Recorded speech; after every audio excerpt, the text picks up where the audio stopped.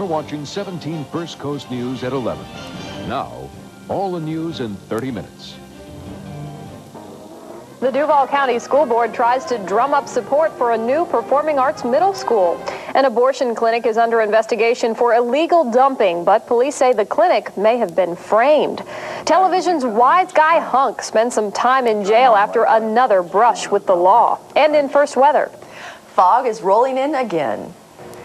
Good evening. Our top story: a shooting at a West Side convenience store sends one man to the hospital. It happened at the Little Champ in the 1000 block of Lane Avenue. Witnesses say Jason Dugan was approached by two men while sitting in his car in the parking lot. The three began to argue, and then shots were fired. He pulled in, they pulled in behind him. He got out of the car, was talking to him, and the guy pulled the gun, and he said, "Oh, you gonna shoot me now?" And he shot him and took off. Jason Dugan was transported to University Medical Center, where he is in critical but stable condition at this hour. In other news, the Jacksonville Jaguars have center stage right now, coming off their first ever playoff win. But some visitors from North Carolina and West Virginia have another game on their minds. Our Nancy Wright caught up with players and fans ready for the 51st annual Gator Bowl game. 3 days before the Gator Bowl game, Tar Heel players tackled the food court at the Avenues Mall, and fans were right there cheering their boys on. Rhoda Osterneck has a Tar Heel-shaped swimming pool. I wanted to go out there and beat the daylights out of West Virginia. You hear me, boys?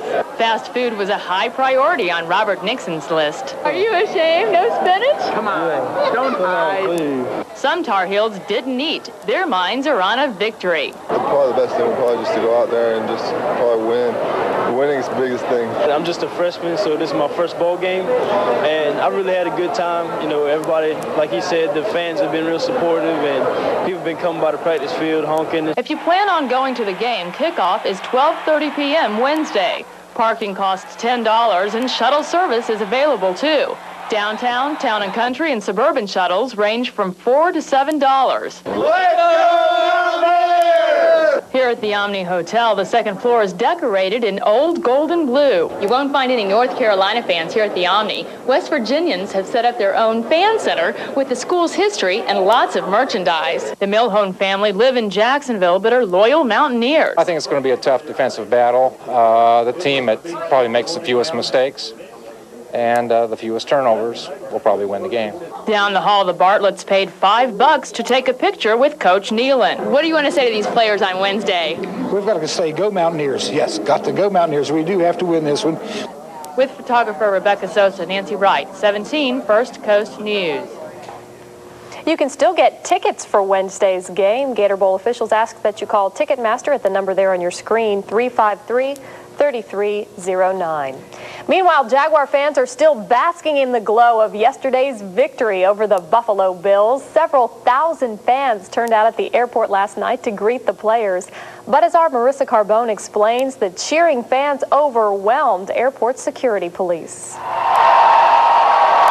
Jaguar fans who crowded into the airport last night never stopped cheering. I love them, I love them, I love them. We're on the way to the Super Bowl. But the spontaneous pep rally got a bit out of hand. Airport passengers had a tough time getting through the crowd to their flights.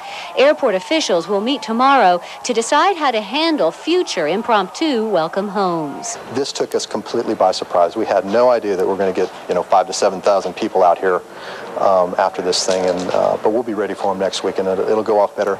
Airport officials say one of their biggest problems last night was traffic control. They plan to talk to the JSO early tomorrow to ask them for extra help controlling traffic. The players who signed autographs and greeted fans called the airport welcome unbelievable. They also had some first-hand advice for airport officials. It was maybe they could maybe rope it off a little so the players can walk through instead of walking, having to squeeze through people. But, other than that, most of the guys thought it was great. I'd like to see maybe a little walkway set up for us so we can go through and really acknowledge everybody, maybe high-five a few people, sign some autographs. But as it was just sort of a battle to get through the crowd without, getting pen marks all over your suit or whatever. JIA officials will also meet with the Jaguars this week to try and coordinate a better welcome, one that may not even be at the airport at all, but at the stadium. With photographer Tom Hollis, Marissa Carbone, 17 First Coast News. Some fans were disappointed more players didn't walk through the airport. The players say they didn't because their cars were parked at the stadium and they immediately boarded buses to take them there. The Duval County School Board meets this week to discuss who will become interim superintendent now that Dr. Larry Zenke's contract will be bought out. That will be just one of the topics board members will discuss at a workshop on Thursday. The administration will also report on the feasibility of a plan to build a high school for the performing arts in La Villa and turn Douglas Anderson into the performing arts middle school. Parents say a new performing arts middle school is badly needed. We can't have a lot of scenery or backstage things going on along with the drama program because there's just not enough room. There's not enough room for the orchestra on stage. We have art classes being held in very small classrooms that do not have everything they need. It's like being told, go build a house, but we're not going to give you all the tools.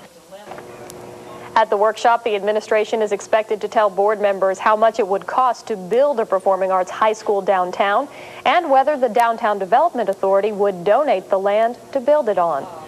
Some 400 gallons of oil spilled from the USS JFK this morning at Mayport Naval Station. Cleanup efforts took about 4 hours. Officials are still trying to find what caused the spill.